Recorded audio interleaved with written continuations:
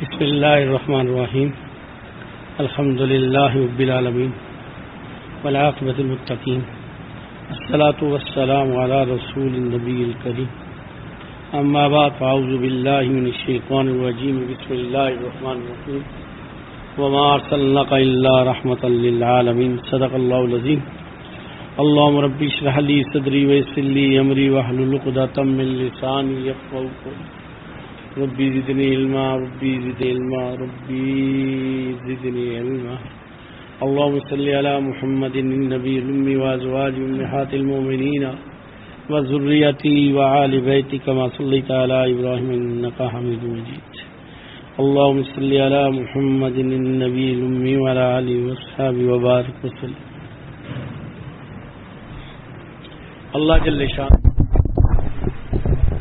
قرآن مجید میں اپنے بارے میں فرمایا رب العالمین، میں ساری کائنات کا پالنے والا رب ہوں، یعنی تمہیں پیدا کرنے والا، پالنے والا، دینے والا، لینے والا، زندگی والا، موت والا، خوشیوں غمیوں اولاد سب کچھ میرے قبضے میں ہے، کوئی بھی میرے ساتھ شریک نہیں، شامل نہیں، مشورہ نہیں، نہ کوئی کر سکتا ہے، نہ زبردستی کر سکتا ہے، نہ روک سکتا ہے، نہ لے سکتا ہے، نہ دے سکتا ہے، یہ سب میرے پاس ہے، میں نے اپنے پاس رکھا، اور اس کائنات کو اللہ جل شانہ ہی چاہ رہے ہیں، یہ سمندروں کے، پہاڑوں کے، یہ دریاؤں کے، یہ بادلوں کے، یہ زمین کے، یہ پھل فروٹ کے، یہ زمین سے خزانوں کے، یہ انسانوں کی پیدائشوں کے، جانوروں کے، مچھلیوں کے، یہ سارے نظام، یہ درختوں کے، یہ جڑی بوٹیوں کے، ان سے ہر چیز کا جو سب کچھ ہے وہ ایک ہی ذات ہے، وہ اللہ۔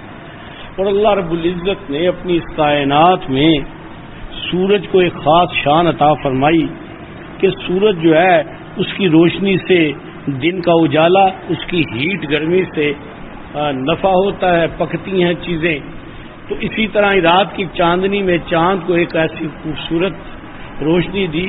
ہمارے یہاں طب میں کچھ میڈیسن ایسی ہیں جو چاند کی چاندنی میں انہیں رکھا جاتا ہے۔ اسی طرح اللہ رب العزت نے بادلوں کے ذریعے بارش کا ایک نظام بنایا، اس کے لیے کوئی مشکل نہیں تھا، بارش آ جاتی۔ اسی طرح اللہ رب العزت نے زمین میں خزانے کے ترتیب بنائے، تو اسی ہی طرح اللہ جل شانہ نے اس کائنات میں برکات کے لیے رسول اللہ صلی اللہ علیہ وسلم کے وجود کو بنایا۔ آپ کے وجود کی برکت سے ساری کائنات میں یہ نظام چل رہا ہے۔ حضرت قاری طیب رحمہ اللہ دارالعلوم دیوبند کے یہ معتمم تھے، حضرت قاسم نانوتوی رحمہ اللہ علیہ کے پوتے ہیں، انہوں نے نبی صلی اللہ علیہ وسلم کی شان میں کتاب لکھی، میں ساری تو نہیں پڑھ سکا تھا، لیکن میں نے آج تک زندگی میں رسول اللہ صلی اللہ علیہ وسلم پر ایسی کتاب نہ دیکھی تھی نہ سنی تھی، بڑی عجیب سی کتاب تھی۔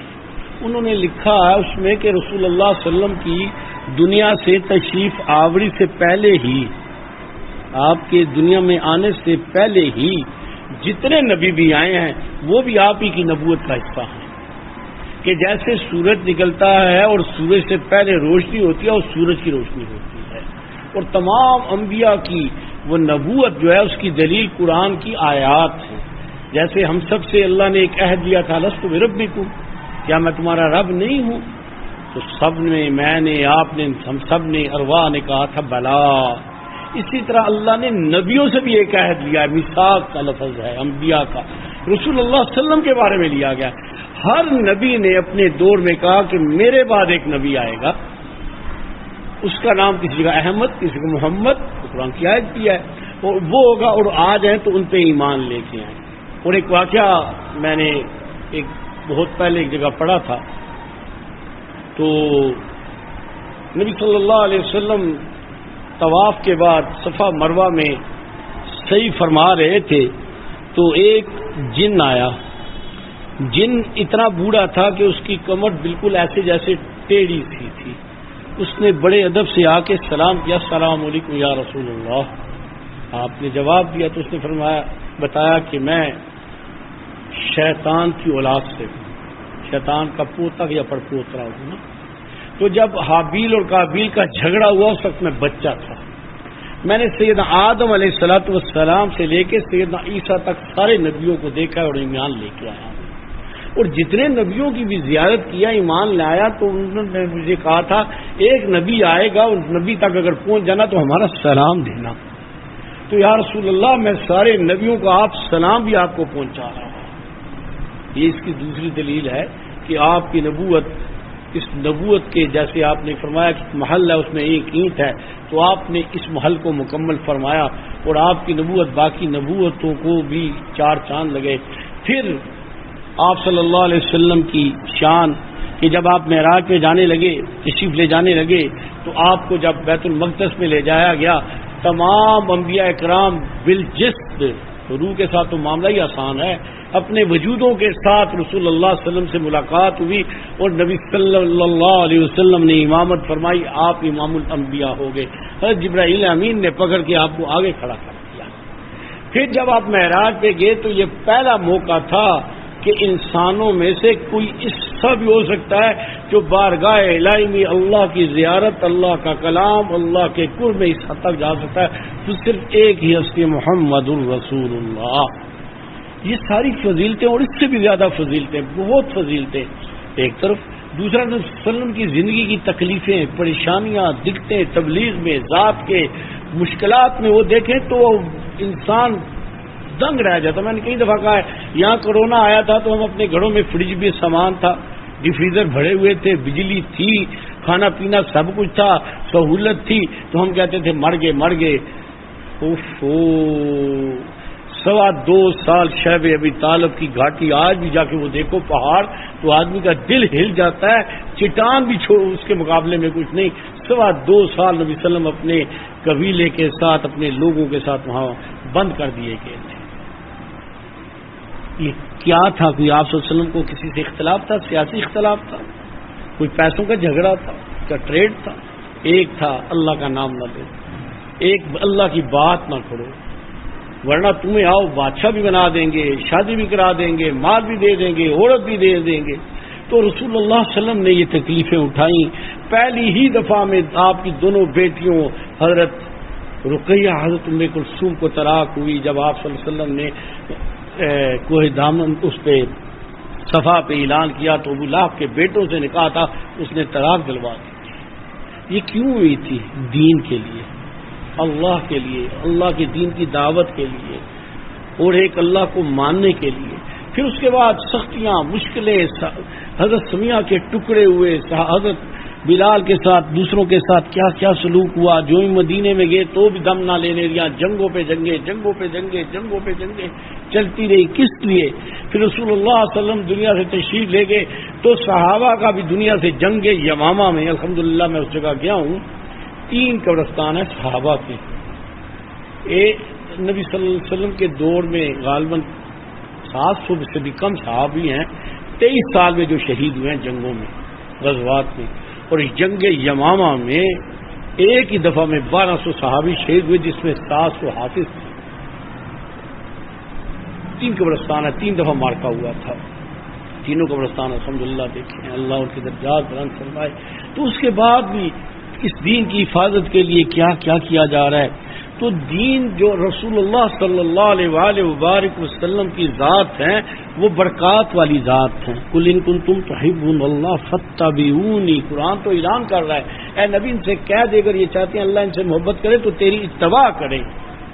تو گزارش یہ ہے کہ رسول اللہ صلی اللہ علیہ وسلم کو بھیجا گیا ہے آپ نمونہ ہے کہ جیسا کہیں ویسا کرو جس سے روکیں رک جاؤ. قرآن کی آیت ان کو دیکھ کے حضرت عبداللہ بن مسعود رضی اللہ تعالیٰ عراق تشریف لے گئے تو عراق میں تشریف لے گئے تو لوگوں کو کہا کہ لوگوں دیکھو مجھے.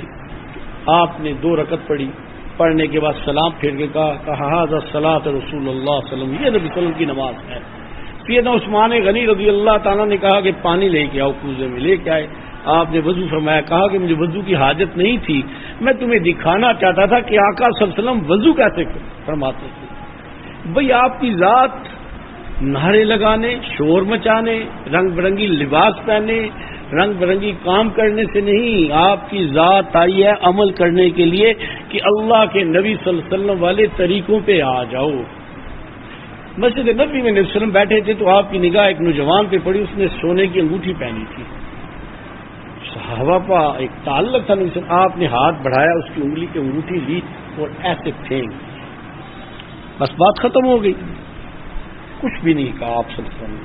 آپ صلی اللہ علیہ وسلم جب اٹھ کے گھر تشریف لے گئے تو کسی نے کہا بھائی وہ نبی صلی اللہ علیہ وسلم نے پھینکی ہے نا، انگوٹھی اٹھا لے، وہ سونے کی ہے، تیرے گھر والوں کے کام آ جائے گی۔ اس نے کہا لعنت آئے اس انگوٹھی پہ، سونے پہ، جس کو رسول اللہ نے پھینک دیا، میں اپنی گھر والوں کے لیے لے کے جاؤں۔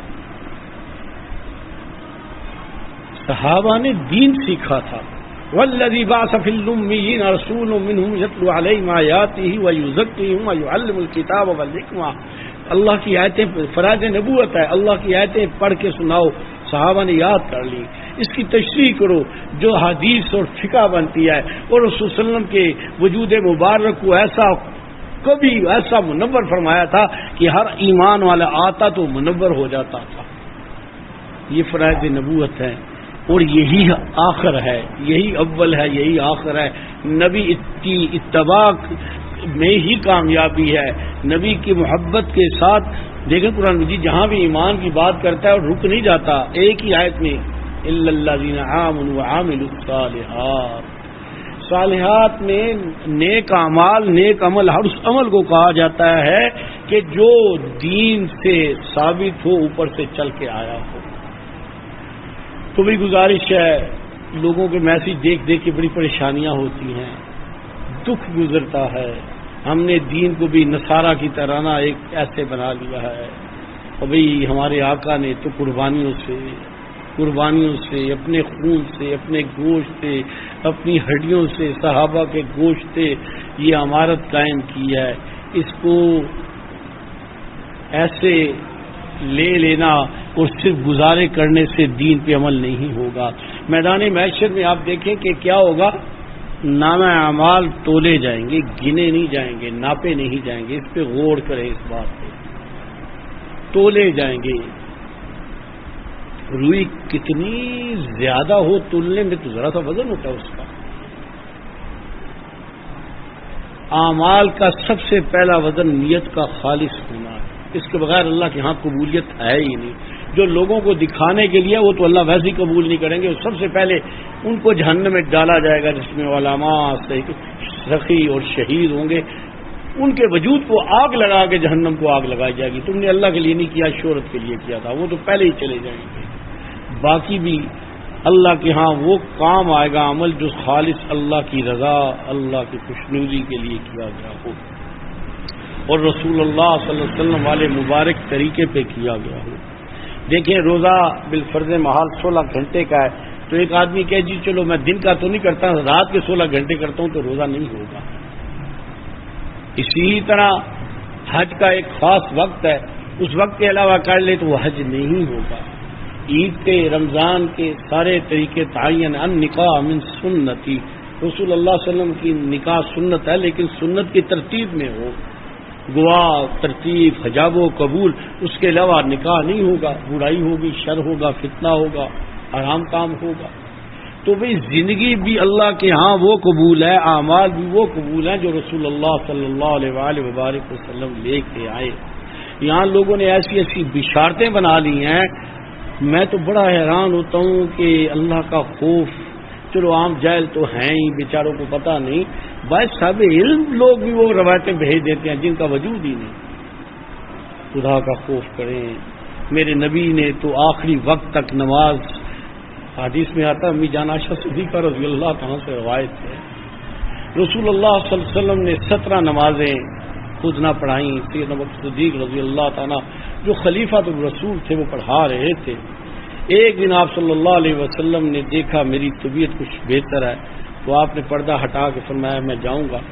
ایک طرف سیدنا علی مرتضیٰ رضی اللہ تعالیٰ عنہ، دوسری طرف حضرت عباس رضی اللہ تعالیٰ عنہ، اور آپ صلی اللہ علیہ وسلم نے ان دونوں کے کندھوں پہ ہاتھ رکھا اور پاؤں مبارک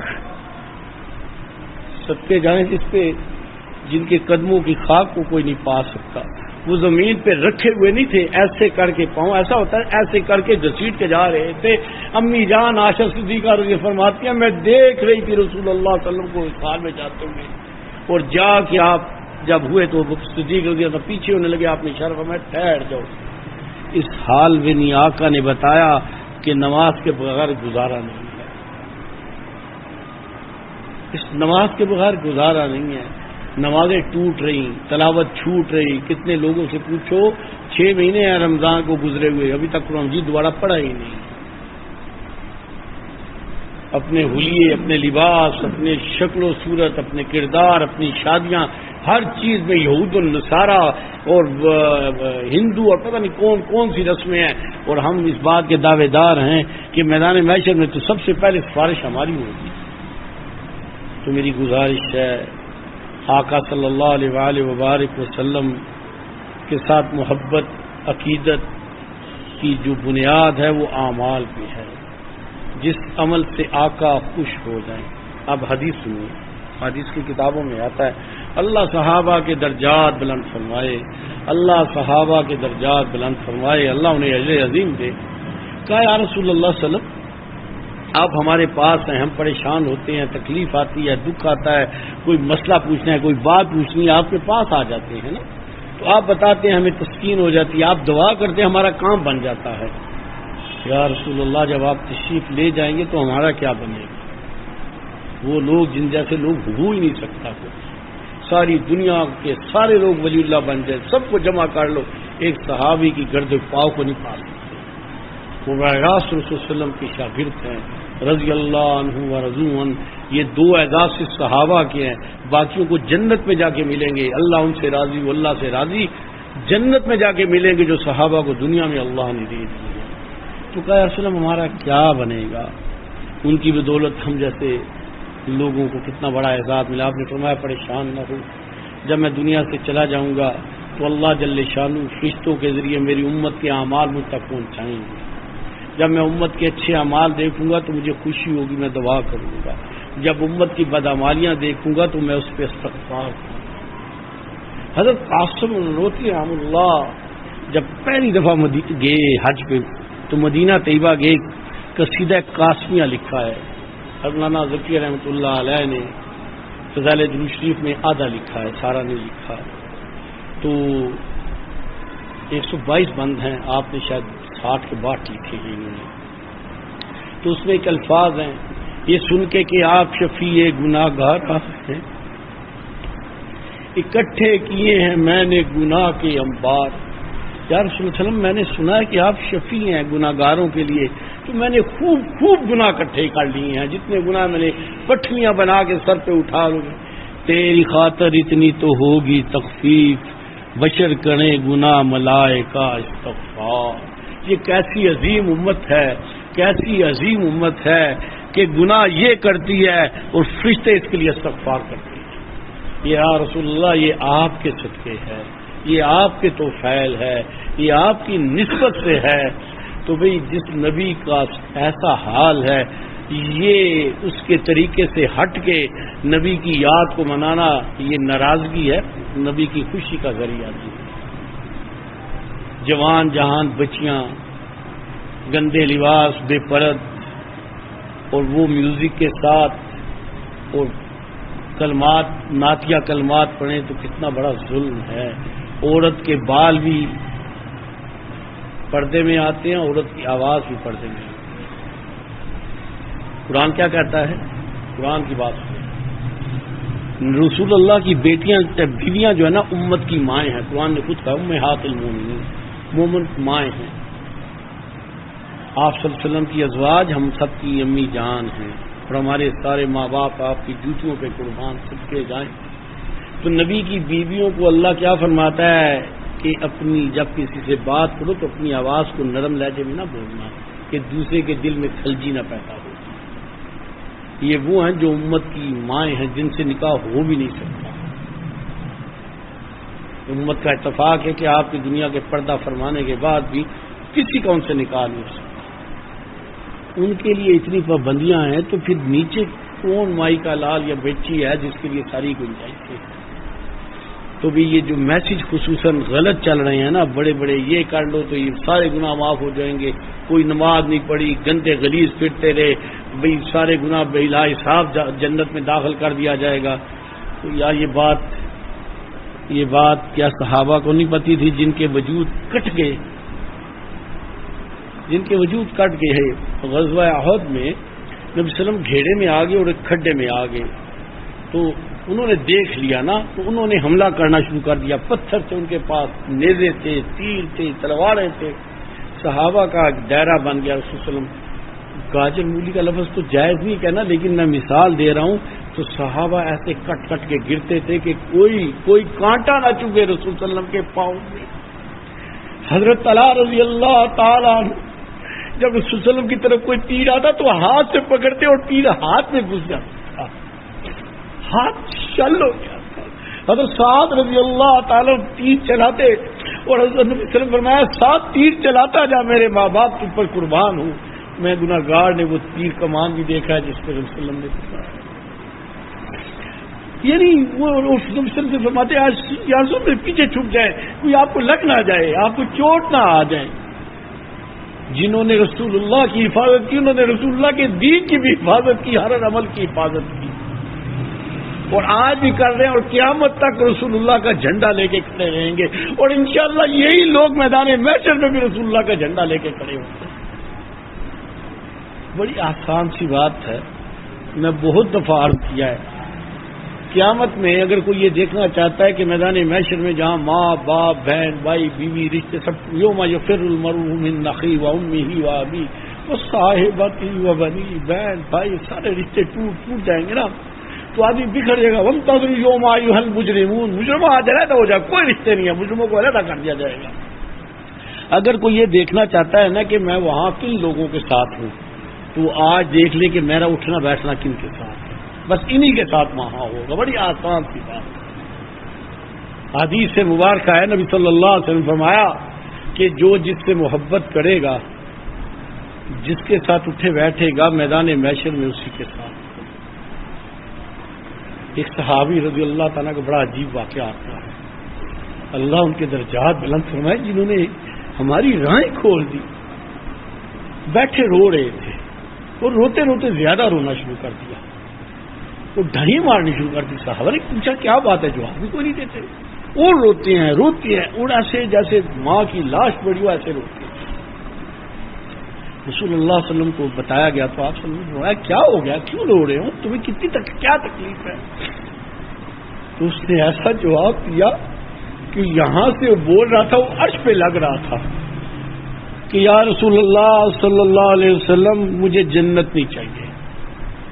فرمایا جنت نہیں چاہیے کیوں، کیا ہو گیا ہے؟ فرمایا یا رسول اللہ میں اس جنت کو کیا کروں گا، اب جب جی چاہتا ہے گھر میں اٹھتا ہوں، آپ یاد آتے ہیں، بھاگ کے مسجد نبی میں آتا ہوں، آپ کو دیکھتا ہوں، میرے سارے غم غلط ہو جاتے ہیں، میرے سارے دکھ سکھ بن جاتے ہیں، میری پریشانیاں بیماریاں راحتوں میں آ جاتی ہیں. جب چاہتا ہوں آپ کے بیٹھتا ہوں، کوئی باڈی گارڈ نہیں، کوئی روکنے والا نہیں، کوئی منع کرنے والا نہیں، کوئی ہٹانے والا نہیں، اپنی مرضی سے آتے ہیں، اپنی مرضی سے جاتے ہیں. یا رسول اللہ جب آپ جنت میں جائیں گے تو جنت کے سب سے اعلیٰ درجے میں ہوں گے، کوئی نبی بھی آپ کے برابر نہیں ہے. تو یا رسول اللہ میں تو پتہ نہیں جاؤں گا بھی کہ نہیں جاؤ سکوں گا، اگر آپ کے صدقے چلا بھی گیا تو میں پتہ نہیں کس کھڈے میں کس نکر میں ہوں گا. تو میں ایسی جنت کو کیا کروں گا جس میں مجھے آپ کا دیدار نصیب ہو. یہ اتنے درد سے اس نے کہا، صحابی نے اتنی کیفیت سے کہا، صحابہ کی چیخیں نکل گئی. وہ پہلے ایک رو رہا تھا، باقیوں نے بھی رونا شروع کر دیا، حتیٰ کہ رسول اللہ صلی اللہ علیہ وآلہ وبارک وسلم نے اپنا سر مبارک جھکا لیا، آنکھوں میں آنسو آ گئے کہ یہ کیسی عجیب بات کہہ دیا اس نے. اتنی دیر میں ساتھ ہی جبرائیل امین اتر گیا، السلام علیکم یا رسول اللہ. کہا یا رسول اللہ مجھے اللہ نے ابھی ابھی بھیج دیا ہے، اس دیوانے کو، اس غلام کو میری جنت کو نہ ٹھکرائے، وہاں بھی جب چاہے گا تو زیارت ہو جائے گی. اس کو محبت کہتے ہیں، اس کو عشق کہتے ہیں، لیکن یہ اتباع کے ساتھ منسلک ہے. یہ باتوں نہروں اور شور مچانے رنگ رنگی لباسوں کے ساتھ نہیں ہے، یہ خلاف سنت کے ساتھ نہیں ہے، یہ میرے نبی کی غلامی میں مر مٹنے کے ساتھ ہے. موت کی یاد ایک کتاب ہے، چھوٹی سی کتاب ہے، یہاں اعتکاف میں کوئی لے گیا میری اٹھا کے، حضرت شیخ الحدیث مولانا ذکری رحمۃ اللہ علیہ کی کتاب ہے، بڑی مختصر سی ہے حضرت شیخ کی کتاب. اس میں انہوں نے موت کے واقعات میں کچھ لوگوں کے واقعات لکھے ہیں کہ جب وہ دنیا سے جانے لگتے ہیں تو اللہ جل شانو یہاں سے پردے ہٹا دیتے ہیں. آپ سے اپنی قبر میں مبارک میں وہاں سے ادھر ادھر کہیں ایسا کام نہیں, جیسے سورج اپنے مقام پہ ہے سب جگہ نظر آتا ہے. تو نبی صلی اللہ علیہ وسلم کی زیارت ہوتی ہے اور روح نکل جاتی ہے.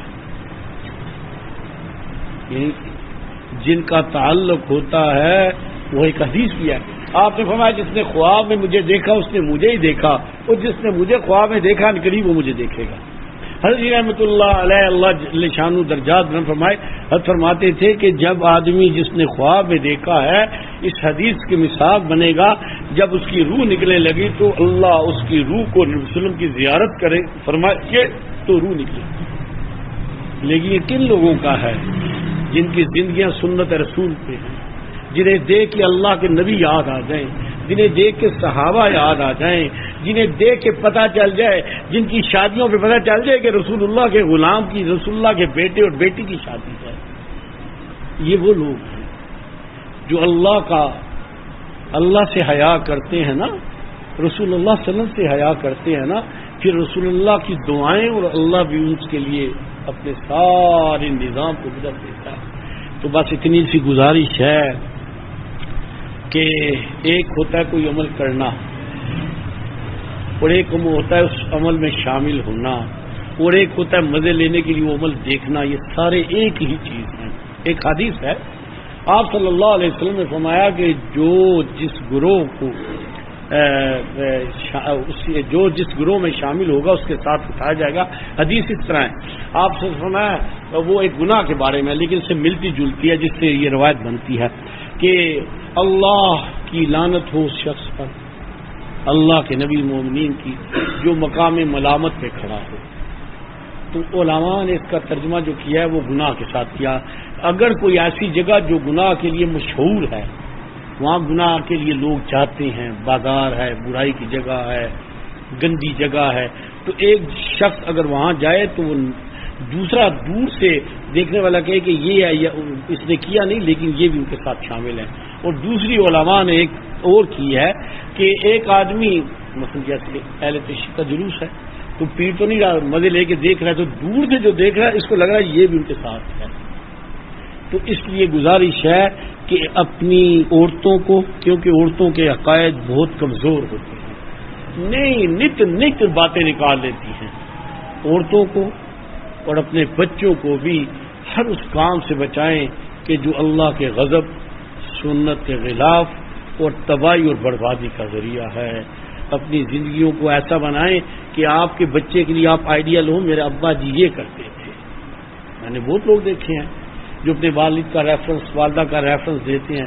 اگر اچھے ہیں تو ریفرنس کے اعتبار سے بڑی اچھی ہوتی ہے, اور کئی ایسے ہوتے ہیں کہ وہ جیسے مشرکین مکہ کہتے تھے ہمارے آباء و اجداد یہ کرتے ہیں. تو بھئی ہم نے اپنے بچوں کی اگر تربیت کرنی ہے تو پہلے عملی نمونہ خود بننا ہوگا. نماز کے وقت ہم سوئے رہیں, ٹی وی دیکھ رہے ہیں, خبریں دیکھنی ہے, قبر میں سب سے پہلے تو خبروں کا پوچھا جائے گا. خبریں دیکھ رہے ہیں اتنے اہتمام سے کہ نماز کا بھی اور قرآن کا بھی اہتمام نہیں ہو. گندی گلیز عورتیں خبریں پڑھنے والی جھوٹی خبریں, میوزک لگتا ہے, مشہوریاں لگتی ہیں, ایک خبریں سنتے اسے 10 گنا بھی آدمی اپنے گلے لے لیتا ہے. تو اسی طرح وہ میچ دیکھتے دیکھتے پوری رات گزر گئی, گیند مس نہ ہو جائے, نماز ہوتی ہے چلو قضا پڑھ لیں گے. یہ کیا بنے گا پھر ہمارا, کیا بنے گا؟ اللہ نہ کرے, اللہ نہ کرے اگر انہی لوگوں کے ساتھ ہمیں میدان محشر میں کھڑا کر دیا گیا تو کیا کریں. تو گزارش ہے اپنی زندگیوں کو سنت میں ڈالیں. اللہ پاک خیر و عافیت والا معاملہ فرمائے. اللہ خیر. ویزا میرا جمع ہو گیا الحمدللہ. اس مرتبہ وہاں رش زیادہ تھی تو شاید وہ کچھ وقت لگ گیا. تو امید تو یہی ہے کہ اگلے جمعے سے پہلے انشاءاللہ میری روانگی ہو جائے گی. ربی انزلنی منزلا مبارک وانت خیر المنزلین. میں بھی محتاج ہوں, میں بھی کمزور ہوں, بڑی شرم آ رہی ہے وہاں جاتے ہوئے. ایک طرف خوشی بھی بڑی ہے, دوسری طرف شرم بھی آتی ہے. اپنے اوقات, اپنی حیثیت, اپنے اعمال کو دیکھ کے کوئی آدمی جاتا ہے تو تحفہ لے کے جاتا ہے. ہمارے پاس سوائے غلاظت کے ہے ہی کیا لے کے جائیں. شرم بھی آتی ہے لیکن امیدیں بھی اچھی ہیں. اللہ رحم کرے اور آپ لوگوں کی دعائیں، آپ لوگوں کی محبتیں کی برکت بھی میرے ساتھ ہے۔ حضرت مولانا ذکیہ رحمۃ اللہ علیہ ایک جگہ عجیب بات فرماتے ہیں، زندگی میں 2 دفعہ وہاں رہے ہیں، مدینہ زندگی گزار دی ہے۔ 78 میں جب پہلی دفعہ میں گیا تو حضرت وہیں تھے، تو بس میں ملاقات نہ ہو سکی، تو باقی سارے حضرات میں نے دیکھے ہوئے۔ تو فرماتے ہیں کہ معاجہ شریف میں سامنے ہونے کی میری جرأت نہیں تھی، قدموں کی طرف آ جاتا تھا، سامنے نہیں آتا تھا، اور جب معذور ہو گئے تھے تو پھر جو ویل چیئر تھی نا، وہ ویل چیئر جب سلام کر کے نکلے نا تو وہاں ہوتی تھی، سعودین نہیں منع کرتے تھے، وہیں ہوتے تھے، تو جو نکلتے ان عام لوگوں کو نہیں پتا تھا یہ کون ہے، سعودین منع نہیں کرتے تھے۔ تو حضرت کا خلیفہ تھے، وہ کہتے ہیں کہ میں نکلا، مجھے یونیورسٹی میں پڑھتے تھے، میں کہا حضرت شیخ آپ یہاں اندر کیوں نہیں آ رہے؟ فرمایا شرم آتی ہے، یہ کالا منہ لے کے کیسے چلا جاؤں، دروازے پہ بیٹھا ہوں، در پہ بیٹھا ہوں، آقا خود ہی دیکھ۔ فرماتے ہیں 2 دفعہ معاجہ شریف میں گیا ہوں، ہمت ہی نہیں پڑی کبھی زندگی میں۔ ایک دفعہ حضرت حسین احمد مدنی رحمۃ اللہ علیہ کے بیٹے حضرت مدنی، تو انہوں نے کہا کہ میں سلام کے لیے جا رہا ہوں، تو میں نے کہا کہ میں بھی